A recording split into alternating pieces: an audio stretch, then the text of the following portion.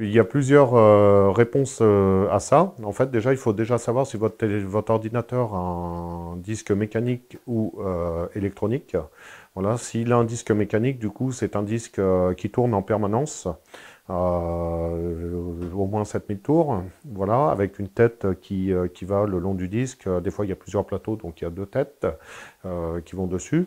Un ordinateur portable, par exemple, il suffit qu'il prenne un petit choc comme ça, juste posé sur le bureau un petit peu fortement quand il est allumé avec un disque mécanique, et du coup, ça fait bouger les têtes et ça peut créer des erreurs dans le disque.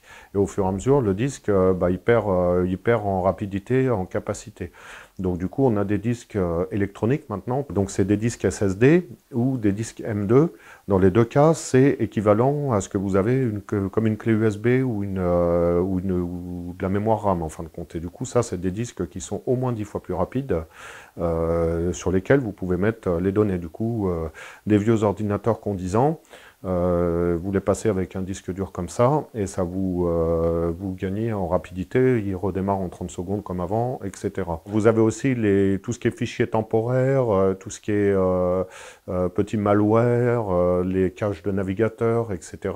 Alors il existe des logiciels gratuits qui peuvent fonctionner, mais après voilà, ne pas hésiter une fois par an à aller voir un professionnel, voilà, pour nettoyer, faire nettoyer votre ordinateur.